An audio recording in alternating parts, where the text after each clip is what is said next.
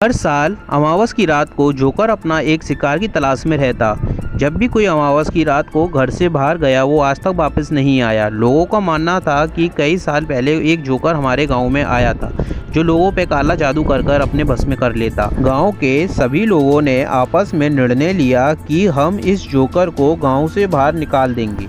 अमावस की रात गांव वालों ने जोकर के हाथ पैर बांधकर उसे नदी में फेंक दिया। आज अमावस की रात को शहर से आया हुआ अमन गांव आ रहा था और उसे दूर दूर तक सन्नाटा पड़ा मिला, पर अमन अपनी सांसें दबाए चलता रहा। तभी अचानक से उसे किसी के होने का एहसास हुआ और अमन रुक जाता। अमन देखता कि किसी जोकर की तरह दिखने वाला इंसान दिखाई पड़ा, पर अमन सोचता कि ये तो मेरे मन का वहम है।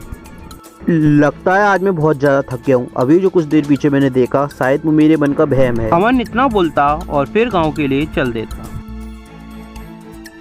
तभी कुछ दूर जाने पर अमन की नज़र हवेली पर पड़ती। अमन सोचता कि चलो ये बारिश जब तक रुक नहीं जाती मैं हवेली में रुक लेता हूँ।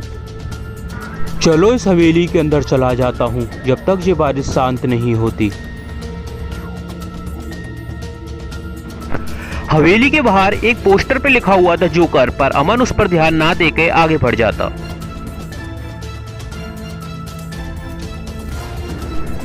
जब अमन हवेली के दरवाजे को खटखटाता और बोलता कोई है दरवाजा खोलो, तभी अचानक से हवेली से एक आवाज आती। कौन है तू और क्यों आया है? जा, तुझे मैं बख्शता हूँ, वापस चला जा। तेज आंधी और हवाओं की वजह से अमन को हवेली के अंदर से हुई आवाज सुनाई नहीं पड़ी और अमन वापस से बोलता कोई है दरवाजा खोलो। अंदर कोई है, दरवाजा खोलो।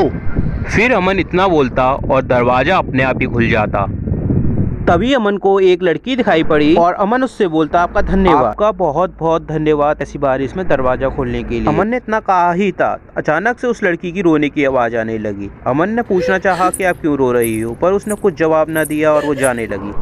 रुको, आप क्यों रो रही हो? रुको, आप क्यों रो रही हो?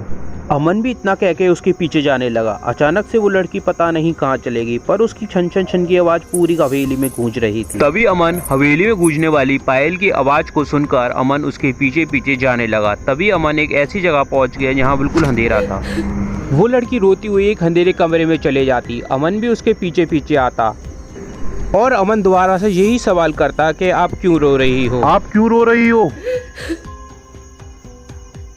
अमन देखता कि नीचे एक डॉल पड़ी हुई है जो बिल्कुल एक जोकर की तरह नजर आती है। अमन उस डॉल को उठा के अपने पास रख लेता, पर अमन फिर से ही उसकी तरफ देखता और मन में सोचता ये कौन है। तभी वो लड़की अमन के एकदम से सामने आ जाती। अमन को अपनी आंखों पे भरोसा नहीं हो रहा। तभी उस लड़की ने अमन के ऊपर हाथ फिराया। अमन अपनी आंखें बंद कर लेता। वो लड़की देखने में सुंदर और सुरख से उतरी हुई अप्सरा सी नजर आती थी। अमन ने इससे पहले कभी भी इतनी सुंदर लड़की नहीं देखी थी।